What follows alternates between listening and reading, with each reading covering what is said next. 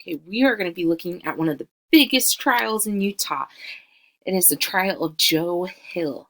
Now, did he really commit murder or was he framed? Was he framed because he was a union organizer? That's what many people believe across the United States. So we're going to start off with some background information um, on our fact-finding sheet. I'm going to go ahead and you be typing, but I'm going to type. Okay, so it says you're a member of the jury at the Joe Hill trial. Your job is to look through all the evidence and decide if he was guilty or if he was framed for murder. You'll need to gather background information and decide what evidence you trust and what evidence you don't trust. So we're going to read about him and get a snapshot of his life and write at least 3 sentences. So I'm going to use a highlighter to kind of highlight some important things as I read along here. So Joe Hill's biography. With 3 bullets to the heart, the state of Utah executed Joe Hill on November 19th, 1915, in one of the most disputed cases to date. That means most argued with. Joe Hill, the famous songwriter in the history of the industrial workers of the world, that's a union, was convicted of murdering John Morrison, owner of the Morrison Grocery, and his son Arling on the night of January 10th, 1914, in Salt Lake City. Whoa. And he was a member of this. Margareta Katrina Höglund gave birth to legendary Joe Hill in Gläve, Sweden on October 7th, 1979. His father, Olaf Höglund, supported 9 children, 6 of whom lived to maturity. That means, like, they lived to their old age. By working as a conductor on the Gaval de la Railroad, Joe Hill, born Joel Höglund, also learned to play the violin, guitar, accordion, and piano, and his love for music developed. In 1902, after the death of his parents, Joe and his brother Paul immigrated to America, where they expected to scrape gold off the ground. Oh, we heard about that before, right? Okay, so he was an immigrant. After working various jobs in New York City, Joe moved to Chicago and found work in a machine shop.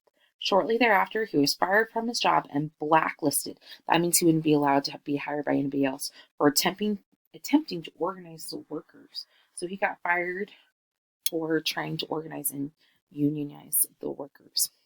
As a result, Joe Höglund changed his name to Joe Hill. He traveled extensively around the country before joining the Industrial Workers of the World, the IWW, or the Wobblies, in San Pedro, California in 1910.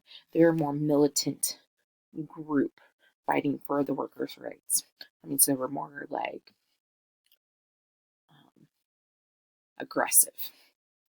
Joe quickly became devoted to his life in the IWW. He wrote songs like The Preacher and the Slave and Casey Jones, the Union Scab, to inspire unity in the ranks of the IWW and to recruit new members. He encouraged not violence, but to stand up for their rights. So he encouraged standing up for the rights, and he wrote songs. In 1914, on his way from California to Chicago, Hill stopped to earn some money in the Utah mines. He encountered 3 friends, Otto Appelquist and the Elias brothers. Joe Hill was accused of murder, and the nation's eyes turned to Utah for the trial of Joe Hill. We're going to find out more about what happened with that.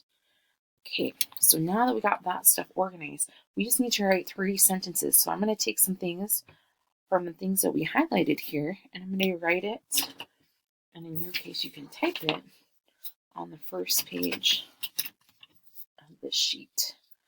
Okay, so where it has defended Joe Hill, the snapshot of his life.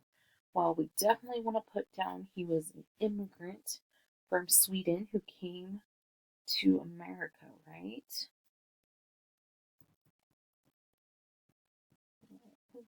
And immigrant from Sweden who came to America. Um, he joined